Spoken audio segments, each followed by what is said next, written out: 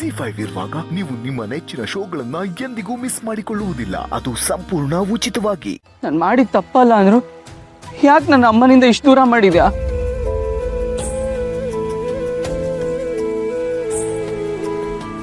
ಮಾವ, ಅತ್ತೆ ಹಾಗಾದ್ರೆ ಬರಲ್ವಾ? ಬರ್ತಾಳೆ ಅಂತ ನನಗೆ ಅನ್ಸ್ತಾ ಇದೆ ಶ್ರಾವಣಿಮ್ಮ. ಹೆಂಗೆ ಮಾವ, ಬಸ್ಸಿಗೆ ಲೇಟ್ ಆಗ್ತಾ ಇದೆ. ಸುಬ್ಬು ಇಷ್ಟೊತ್ತವರೆಗೂ ಕಾದು ಈಗ ಲೇಟ್ ಆಗುತ್ತೆ ಅಂತ ವಾಪಸ್ ಹೋಗ್ತಾನೆ ಅನ್ಸ್ತಾ ಇದೆ ನನಗೆ. ಅಲ್ಲ ಮಾವ, ನಾವ್ ಅನ್ಕೊಂಡಿದ್ ಯಾವ್ದು ಆಗ್ಲಿಲ್ವಲ್ಲ ಮಾವ. ಇಷ್ಟೆಲ್ಲಾ ಕಷ್ಟಪಟ್ಟು ಇಷ್ಟು ದೂರ ಕುಕ್ಕೆವರೆಗೂ ಅವರಿಬ್ರನ್ನ ಕರ್ಕೊಂಡ್ ಬಂದ್ವಿ, ಆದ್ರೆ ಇದೆಲ್ಲ ವ್ಯರ್ಥ ಆಗ್ಬಿಡುತ್ತಾ? ಯೋ ಶ್ರಾವಣಿಯಮ್ಮವ್ರೆ, ಯಾಕೆ ವ್ಯರ್ಥ ಆಗುತ್ತೆ? ಈ ಕ್ಷೇತ್ರದ ಮಹಿಮೆ ಬಗ್ಗೆ ನಂಗೆ ಚೆನ್ನಾಗಿ ಗೊತ್ತಿದೆ. ಎಂತೆಂತ ದೋಷಗಳೆಲ್ಲ ಪರಿಹಾರ ಆಗಿದೆ. ಅಂತದ್ರಲ್ಲಿ ತಾಯಿ ಮಗನ ಹುಸಿ ಕೋಪ ಪರಿಹಾರ ಆಗೋದಿಲ್ವಾ? ಅಮ್ಮ ಬರಲ್ಲ ಅನ್ಸುತ್ತೆ. ಈ ಆಸೆ ಬಿಟ್ಟು ಹೊರಡೋದೇ ಒಳ್ಳೇದು.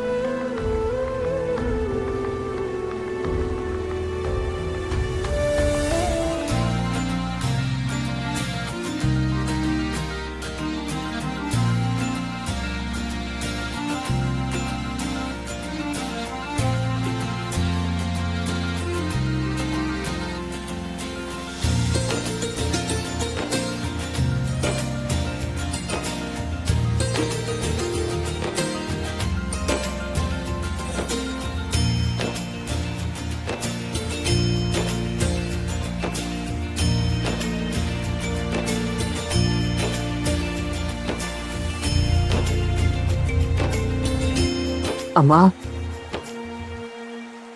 ನೋಡಿದ್ರೆ ಶ್ರಾವಣಿಮೋರೆ, ಕಡೆಗೂ ಅವಳು ಬದ್ಲು ದೇವ್ರ ಕೃಪೆ, ಮಗನ ಮೇಲಿರೋ ಪ್ರೀತಿ ಅವಳನ್ನೇ ಇಲ್ಲಿ ಕರ್ಕೊಂಬಂದು ಕೂರ್ಸಿದೆ.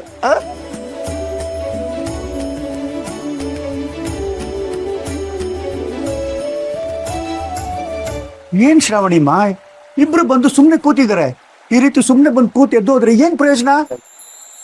ಮಾವ, ಹತ್ತಿಗೆ ಕಿಡಿ ಸೋಕಿದೆ. ಈಗ ಬೇಕಾಗಿರೋದು ಸ್ವಲ್ಪ ಗಾಳಿ ಅಷ್ಟೆ. ಆ ಗಾಳಿ ಬರ್ತಿದ್ದ ಹಾಗೆ ಹತ್ತಿ ಹತ್ಕೊಳ್ಳುತ್ತೆ, ಅತ್ತೆ ಮೆತ್ತಗಾಗ್ತಾರೆ. ಇಬ್ರು ಮನ್ಸಲ್ಲೂ ಭಾವನೆಗಳು ತುಂಬಿ ತುಳುಕ್ತಾ ಇದ್ರು, ಬಾಯಿ ತುದಿಯಲ್ಲಿ ಮಾತ್ರ ಮಾತುಗಳಿಲ್ಲ. ಇಲ್ಲಿವರೆಗೂ ಕರ್ಕೊಂಬಂದಿರೋ ಆ ಸುಬ್ರಹ್ಮಣ್ಯನೇ ನಮಗಿನ್ ಮುಂದೆನೂ ದಾರಿ ತೋರಿಸ್ತಾನೆ. ಅಮ್ಮ ಅಮ್ಮ ಮಾತು ಕೇಳಮ್ಮ. ಅಮ್ಮ ನನ್ನ ಮಾತು ಕೇಳಮ್ಮ. ಅಮ್ಮ ಅಮ್ಮ ಅಮ್ಮ ನನ್ನ ಮಾತು ಕೇಳಮ್ಮ. ಏನೋ ನೀನ್ ಮಾಡಿರೋದು? ಈ ಅಮ್ಮನ ಮೇಲೆ ಇಷ್ಟೇನೋ ನಿನಗ್ ಪ್ರೀತಿ? ಈ ಅಮ್ಮ ನಿನಗ್ ದೂರವಾಗಿ ಹೋದ್ಲೇನೋ? ನನ್ಗೊಂದ್ ಮಾತು ಹೇಳ್ದೆ ಹೊಸ ಅಂಗಿ ತಗೊಂಡಿದೀಯಾ? ಇಷ್ಟು ವರ್ಷಗಳಿಂದ ನಿನ್ಗೆ ಏನ್ ಬೇಕೋ ಏನ್ ಬೇಡ ಅನ್ನೋದನ್ನ ನಾನೇ ನೋಡ್ಕೊಂಡಿದೀನಿ. ನೀನ್ ಆಸೆ ಪಟ್ಟಿದ್ದೆಲ್ಲ ಕೊಡಿಸ್ದೆ, ಆದ್ರೆ ಈಗ ನೀನಾಗ್ ನೀನೇ ಹೋಗಿ ಅಂಗಿ ತಗೊಳ್ಳೋಷ್ಟು ದೊಡ್ಡವನಾಗ್ಬಿಟ್ಟ. ತಗೊಳ್ಳೋದು ಅಲ್ದೆ ನನ್ಗೊಂದ್ ಮಾತು ತಿಳಿಸ್ಬೇಕು ಅನ್ನಿಸ್ಲಿಲ್ವೇನೋ ನಿನ್ಗೆ? ಈ ಹೆತ್ತಮ್ಮನಿಂದಾನೆ ವಿಷಯಗಳನ್ನ ಮುಚ್ಚಿಡೋಷ್ಟು ಕೆಟ್ಟ ಬುದ್ಧಿ ಬಂತ ನಿನ್ಗೆ? ಛೇ, ಮಾತಾಡ್ಬೇಡ ನನ್ನ ಹತ್ರ. ಅಮ್ಮ ನನ್ನ ಮಾತು ಕೇಳು. ಇಷ್ಟು ವರ್ಷದಿಂದ ನಿನ್ಗೆ ಏನಾದ್ರು ಸುಳ್ಳು ಹೇಳಿದಿನ? ಅಂತದ್ರಲ್ಲಿ ಈ ಅಂಗಿಗೋಸ್ಕರ ಸುಳ್ಳು ಹೇಳ್ತೀನ ಅಮ್ಮ? ಈ ಅಂಗಿನ ತಕೊಟ್ಟಿದ್ದು ಅಜ್ಜಿ. ಅವಳು ಅಂಗಿ ತಗೊಡ್ತಾಳೆ ಅಂತ ನಾನು ಅನ್ಕೊಂಡೇ ಇರ್ಲಿಲ್ಲ ಅಮ್ಮ. ನನ್ನ ಆಣೆ. ನೀನ್ ನನ್ನನ್ನ ಮಾತಾಡಿಸ್ದೆ ಇರ್ಬೇಡ ಅಮ್ಮ. ನೀನ್ ನನ್ ಜೊತೆ ಮಾತಾಡದೆ ಇದ್ರೆ ನಂಗೆ ಇರಕ್ಕೆ ಆಗಲ್ಲ. ನನ್ಗೆ ಊಟ, ತಿಂಡಿ, ನಿದ್ರೆ ಏನು ಬೇಡ ಅನ್ಸುತ್ತೆ. ನೀನ್ ನನ್ಗೆ ಎರಡೆರಡು ಹೊಡೆದ್ಬಿಡು. 2 ದಿನ ಊಟ ಗೀಟ ಏನು ಕೊಡ್ಬೇಡ. ಆದ್ರೆ ನನ್ನನ್ನ ಮಾತಾಡಿಸ್ದೆ ಇರ್ಬೇಡ ಅಮ್ಮ. ಯಾಕೋ ಇದೆಲ್ಲ ನನ್ನ ಹತ್ರ ಮುಂಚೆನೆ ಹೇಳಿಲ್ಲ? ಮತ್ತೆ ಹೇಳಕ್ ಹೋದ್ರೆ ನೀನ್ ನನ್ನನ್ನ ಕೋಪದಿಂದ ನನ್ ಮಾತನ್ನ ಕೇಳಿಸ್ಕೊಳ್ತಾ ಇರ್ಲಿಲ್ಲ. ನನ್ನನ್ ಬೈತಾನೆ ಇದ್ದೆ. ನನಗ್ ಕ್ಷಮಿಸ್ಬಿಡು. ನನ್ ಜೊತೆ ಮಾತಾಡ್ಸಮ್ಮ.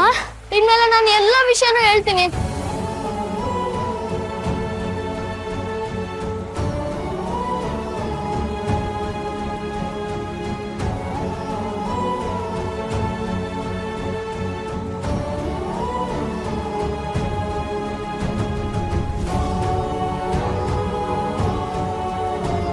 ನೀನು ನನಗ್ ಕ್ಷಮಿಸ್ಬಿಡಪ್ಪ. ನೀನ್ ಹೇಳಕ್ ಬಂದಾಗೆಲ್ಲ ನಾನ್ ಕೋಪ ಮಾಡ್ಕೊಂಡ್ಬಿಟ್ಟೆ. ಸರಿ ಅಮ್ಮ, ಇನ್ಮೇಲೆ ನೀನ್ ಕೋಪ ಮಾಡ್ಕೊಂಡಿದ್ರು ನಾನು ಎಲ್ಲ ವಿಷಯನೂ ಹೇಳ್ತೀನಿ. ಬಾರೋ ಬಗ್ಗೆ.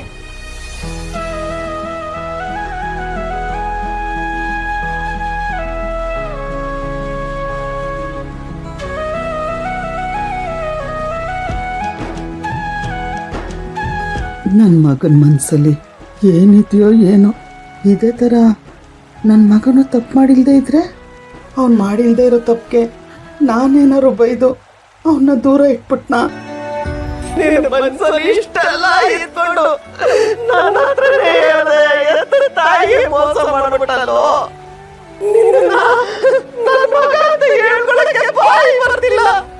ನಾನೇ ಮಗನೇನೋ ನೀನು. ನನ್ನ ಹೊಟ್ಟೆಗೆ ಬೆಂಕಿ ಇಡ್ಬೇಕು ಅಂತಾನೆ ನನ್ನ ಹೊಟ್ಟೆಲಿ ಹುಟ್ಟೆನೋ ನೀನು. ಆದ್ರೂ ನನ್ನ ಹತ್ರ ಬಂದು ಹಿಂಗಲ್ಲ ಹಿಂಗೆ ಅಂತ ಹೇಳಕ್ಕೇನು, ಎತ್ತ ತಾಯಿ ಹತ್ರನೇ ಬಿಗುಮಾನನಾ? ಅಯ್ಯೋ, ನಾನೇನು ಮಾಡಲಿ?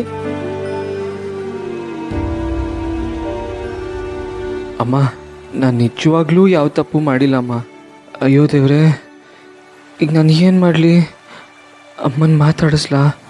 ಬೇಡ ಬೇಡ, ನಾನೇನಾದರೂ ಮಾತಾಡಿಸಿ ಅಮ್ಮಂಗೆ ಮತ್ತೆ ಕೋಪ ಬಂದು ಇಲ್ಲಿಂದ ಎದ್ದು ಹೋಗ್ಬಿಟ್ರೆ, ಇಲ್ಲ, ಕಡೆ ಪಕ್ಷ ಸ್ವಲ್ಪ ಹೊತ್ತಾದರೂ ಅಮ್ಮ ಇಲ್ಲಿರಬೇಕು. ನಾನು ಅಮ್ಮನ ಜೊತೆ ಕಾಲ ಕಳಿಬೇಕು. ನನ್ನ ಪಾಲ್ಗೆ ಅಷ್ಟಾದರೂ ಸಾಕು.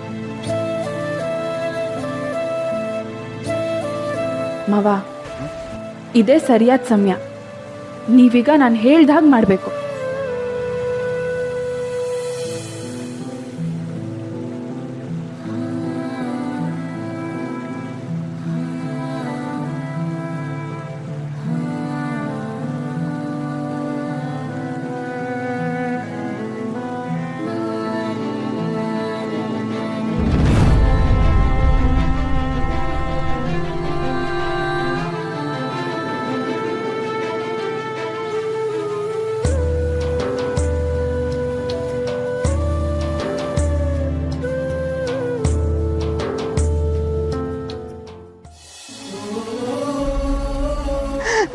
ಸುಬ್ರಹ್ಮಣ್ಯ, ಈಗ ನಿಮ್ಮ ಅಮ್ಮನ ಜೊತೆ ಮಾತಾಡ್ಬೇಕು ಅನ್ನಿಸ್ತೇನಪ್ಪ.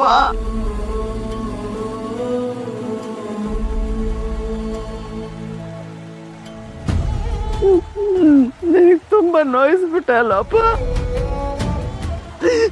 ನಿನಗೆ ತುಂಬಾ ಕಾಡಿಸ್ಬಿಟ್ಟೆ, ನನಗೆ ಗೊತ್ತು. ನಿನ್ನ ಮನ್ಸಿಗೆ ತುಂಬಾ ನೋವಾಯ್ತಲ್ವಪ್ಪ.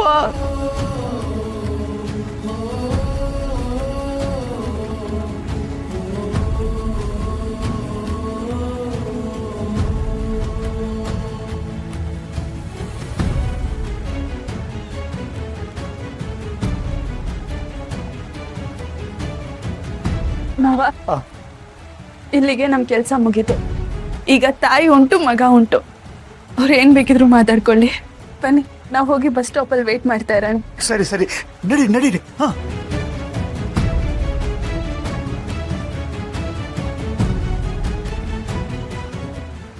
ZEE5 ಆಪ್ ಡೌನ್ಲೋಡ್ ಮಾಡಿ ಎಲ್ಲಾ ಸಂಚಿಕೆಗಳನ್ನು ಸಂಪೂರ್ಣ ಉಚಿತವಾಗಿ ನೋಡಿ.